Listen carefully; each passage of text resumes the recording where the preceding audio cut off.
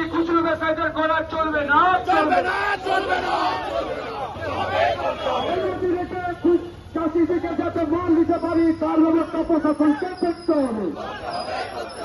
Bankura TC উপরের সমিতি জিন্দাবাদ, জিন্দাবাদ, জিন্দাবাদ। বাঁকুড়া টিসি উপরের সমিতি জিন্দাবাদ, জিন্দাবাদ, জিন্দাবাদ। কৃষকের স্বার্থ হোক, ব্যবসায়ীদের সম্মান বজায় রাখতে চলবে না, চলবে না, চলবে না। বাঁকুড়া জেলায় সারের কালোবাজারি নিয়ে একাধিকবার প্রশ্ন উঠেছে, কিন্তু প্রশাসনের পক্ষ থেকে কড়া কোনো পদক্ষেপ দেখা যায়নি। তাই এবার আন্দোলনে নামলেন সার ব্যবসায়ীরা। বাঁকুড়া জেলা শাসকের দপ্তরের সামনে বিক্ষোভ ও ডেপুটেশনে সামিল হলেন জেলার একাধিক সার ব্যবসায়ী। তাঁদের অভিযোগ, সরকারি নির্ধারিত দামের তুলনায় বেশি দামে সার কিনতে তাঁরা বাধ্য হচ্ছেন। বছরের পর বছর ধরে এই পরিস্থিতি চলার কারণে চড়া দামে সার কিনে কৃষকদের কাছে ন্যায্য মূল্যে বিক্রি করা কার্যত অসম্ভব হয়ে পড়েছে।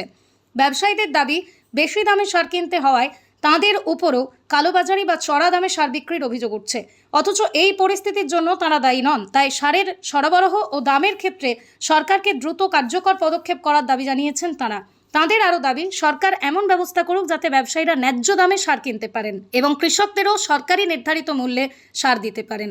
এই দাবিতেই মিছিল করে জেলা শাসকের দপ্তরে তাঁরা ডেপুটেশন জমা দেন। ন্যায্য মূল্যে সার সরবরাহ করতে পারি, যাতে আমরা সম্মানের সাথে ব্যবসা করতে পারি, তার জন্য আমরা আজকে একত্রিত হয়েছি। গোটা বাঁকুড়া জেলার সমস্ত রিটেলার, প্রত্যেক রিটেলার আমরা এখানে উপস্থিত হয়েছি। এটা আমাদের মান সম্মানের পর্যায়ে চলে এসছে। আমাদেরকে চোর বলা হচ্ছে, আমাদেরকে কালোবাজার বলা হচ্ছে, কিন্তু আমরা কেউ কালোবাজারি করি না। আমরা আমরা আমরা আমরা সিস্টেমের একটা মানে সিস্টেমের ইয়েতে আমরা আমাদেরকে এই অবস্থায় ফেলে দিয়েছে। আপনারা তো বেশি দামে চড়া দরে বিক্রি করছেন কালো। আমরা চড়া দামে কিনে আমরা স্যার কিনছি চড়া দামে। একটা ইউরিয়া 266 টাকা এমআরপি, এক গাড়ি ইউরিয়ার সঙ্গে 24 থেকে 30,000 টাকার প্যাকিং মাল দেওয়া হচ্ছে।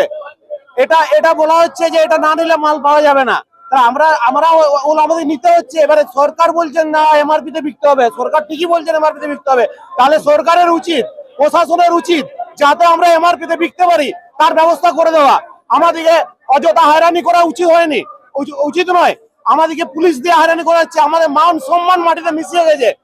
আমরা এখন যে অবস্থায় আছি, হয় আমাদেরকে এই ব্যবসা ছেড়ে যেতে হবে, আর না হলে সুইসাইড করতে হবে। যে হচ্ছে আমরা লক্ষ লক্ষ টাকা বাজার থেকে নিই, মার্কেটে ধার নিতে হয়, ব্যাংকের থেকে টাকা নিতে হয়, ইন্টারেস্ট নিতে হয়, কিন্তু আমরা 1% 2% মার্জিন পাই না। একটা 10-26 2150 টাকা এমআরপি আছে এখন বর্তমানে। সেই এমআরপি 2100 থেকে 2110 টাকায় কিনতে হচ্ছে।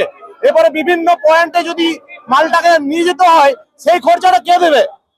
আমাদেরকে ওই খরচাটা কে দেবে? কই আমরা তো এখনো পর্যন্ত তার কোনো সমাধান পাইনি। আপনারা কি চাইছেন? আমরা চাইছি যাতে আমাদের একটাই দাবি, আমরা হাত জোড় করে অনুরোধ করছি প্রত্যেক মিডিয়াকে, সরকারকে, আমরা যেন এমআরপি তে মাল বিকতে পারি তার ব্যবস্থা করে সরকার কর্তৃপক্ষ ন্যায্য মার্জিনে। আমরা 8% ইনকাম ট্যাক্স শো করি, কিন্তু আমরা 1% মার্জিন পাচ্ছি না।